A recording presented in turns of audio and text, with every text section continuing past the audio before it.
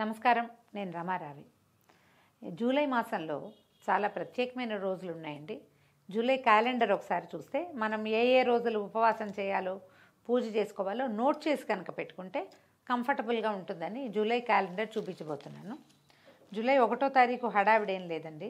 July 2వ తారీఖు ఏకాదశి. ఇది ఏ మాసం వచ్చింది? జ్యేష్ఠ బహుళ ఏకాదశి, యోగిని ఏకాదశి అంటారు దీన్ని. ఈ బహుళ ఏకాదశి నాడు ఉపవాసం ఉండటము, ద్వాదశి నాడు భోజనం చేసి ద్వాదశి పారాయణ చేసుకోవటము, ఎవరైనా బ్రాహ్మణులకో మనకి అవకాశం ఉంటే ముత్తైదువులకో మోయనివ్వటం, అలా ఏదైనా చేయొచ్చు. తాంబూలం ఇచ్చుకోవచ్చు. గుడికి వెళ్ళి గుళ్ళో తాంబూలం కూడా ఇచ్చి రావచ్చు. అయితే 2వ తారీఖు తర్వాత 5వ తారీఖు జ్యేష్ఠ బహుళ అమావాస్య, జ్యేష్ఠ మాసం వెళ్ళిపోతుంది. 6వ తారీఖు మొదటి రోజు నుంచి మనకి 6వ తారీఖు నుంచి ఆషాఢ మాసం మొదలవుతుంది. అయితే ఆషాఢం అనగానే ఆరోగ్య మాసంగా చెప్తారు ఆషాఢాన్ని.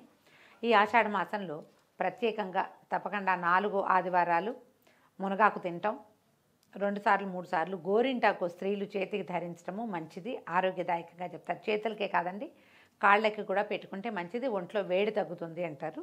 6వ తారీఖు మొదలైన ఆషాఢ మాసంలో 2వ రోజు ఆదివారమే వస్తుంది, 7వ తారీఖు.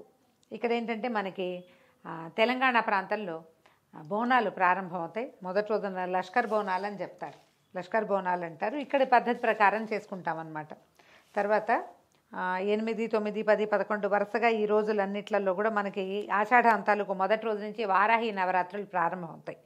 6, 7, 8, 9, 10, 11, 12 ఇక్కడ 13, 14 తారీఖుల దాకా మనం అష్టమి, నవమి, 15వ తారీఖు దాకా వారాహి నవరాత్రులు నడుస్తాయి. 9 రోజుల పాటు వారాహి అమ్మవారిని మనకి చేతనైనంత పద్ధతి ప్రకారం అలవాటు ఉండి, లేదా కొత్తగా అయినా పద్ధతి ప్రకారం చేద్దాం అని 2 పూట్ల పూజ చేసుకోవటము, ఒక పూట భోజనం చేసి 2వ పూట ఉపవాసం చేయటం, ఒక పొద్దు ఉంటాం కదా, అలా ఉండొచ్చండి. మీకు అవకాశాలు ఉంటే చేసుకోవచ్చు లక్షణంగా. అలా అవకాశం లేదు, అలవాటు లేదు అంటే వారాహిని తలుచుకుని ఒక అగరొత్తులు వెలిగించి ఒక దీపారాధన చేసి 2 పువ్వులు పెట్టి ఏదైనా కొంచెం పాలు, పంచదారనో, పటిక బెల్లమో, లేకపోతే పానకము, వడపప్పు ఏదైనా ఒకటి నివేదన చేసుకోవచ్చు. విశేషించి చాలా మంచిది.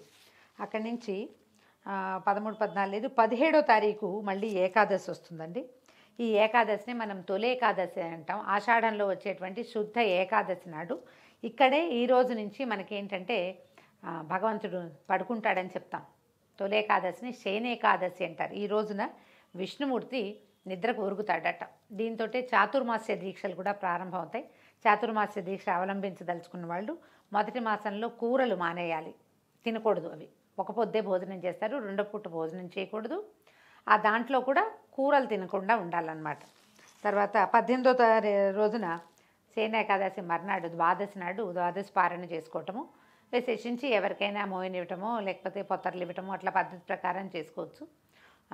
స్వయం పాకం ఇవ్వటం ఏదైనా సరే. తర్వాత 19, 20, 21 జూలై 21 గురు పౌర్ణిమ వస్తుంది. ఈ గురు పౌర్ణిమని వ్యాస పూర్ణిమ అంటారు. మన గురువులు ఎవరైనా ఉంటే ఆధ్యాత్మిక గురువు కానీ, మంత్ర గురువు కానీ, విద్యా గురువు కానీ, మనమే గురువుగా భావించిన వాళ్ళు కానీ ఎవరినైనా సరే గురువుని సత్కరించటము, గౌరవించటము ఈ రోజు యొక్క విధి చేయవలసింది. మహాభారత, భాగవత, రామాయణాది గ్రంథాలని ఎవరికైనా గిఫ్ట్ చేయదలుచుకుంటే చాలా మంచి రోజు వ్యాస పూర్ణిమ. ఈ రోజున కనుక అష్టాదశ పురాణాలలో ఏదైనా ఒక పురాణపు పుస్తకాన్ని చదువుకోగలిగే వాళ్ళకి ఇవ్వమన్నామని అందరికీ ఇచ్చేయటం కాదు.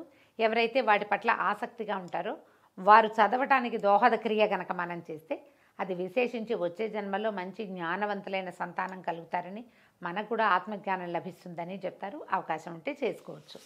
తర్వాత 22, 23 వరుసగా ఈ రోజులన్నీ సాధారణమైన రోజులుగానే కనిపిస్తాయండి. 24వ తారీఖు 24 సంకటహర చతుర్థి. ఈ సంకటహర చతుర్థి అంటే ఉదయకాలం ఉపవాసం ఉండి సాయంకాలం వినాయక వ్రతం కానీ పూజా విధానం కానీ అవలంబించడం. ఇది చుక్కలు చూశాక మనం ఉపవాసం విడవాలని చెప్తారండి. వర్షాకాలం కదా, చుక్కలు కనపడట్లేదని ఆహారం మానేయబోకండి.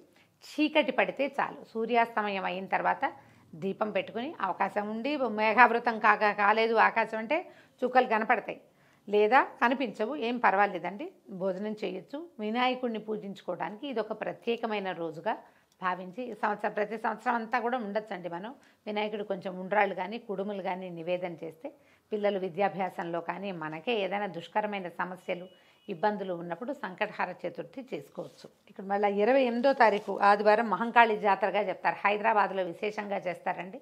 తెలంగాణ ప్రాంతాల్లో ఈ ఆదివారాలు 4 విశేషంగానే ఉంటాయి. ఈ ప్రత్యేకించి ఏంటంటే ఈ రోజున ఎక్కువ చేస్తారన్నమాట. ఈ మాసంలో ఎక్కువ చేసుకుంటాము. చివరికి మనకు కనపడేది 31వ తారీఖు మళ్ళీ ఏకాదశి వచ్చిందండి. తొలి ఏకాదశి తర్వాత 31వ తారీఖు కూడా ఏకాదశి వచ్చింది. నియమం ప్రకారం ఉండే వాళ్ళకి ఈ నెలలో 3 ఏకాదశులు ఉపవాసాలు ఉండవచ్చు. ఈ 31st ఏకాదశి ఉపవాసం ఉండి 1వ తారీఖు అంటే ఆగస్టులోకి వెళ్ళిపోతుంది కదా, వచ్చే నెల మనం పారణ చేసుకుంటాం అన్నమాట. ఆషాఢ బహుళ ద్వాదశి నాడు పారణ చేసుకుంటాం.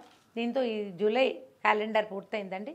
ఎవరెవరు ఈ పూజా విధానాలని అవలంబించదలుచుకుంటారో వాళ్ళు విశేషించి 3 ఏకాదశులు గురు పౌర్ణమి నాడు కూడా పగలు ఉపవసించి రాత్రి చంద్రబింబం చూశాక లలితాదేవికి నమస్కారం చేసుకుని లలితా సహస్రనామం పారాయణ చేయటము లాంటివి విశేషించి చాలా మంచిదండి. అవకాశం ఉన్న వాళ్ళు ఇలా చేసుకోవచ్చు. మీ దగ్గర క్యాలెండర్ ఏదైనా ఇలా తెలుగుది ఉంటే రౌండప్ చేసి పెట్టుకోండి. ఏ red and green sketch pen తోటి జ్ఞాపకం ఉంటుంది. మీరు మిస్ కాకుండా ఉండటం కోసం మళ్ళీ చెప్తున్నాను. సెలవు.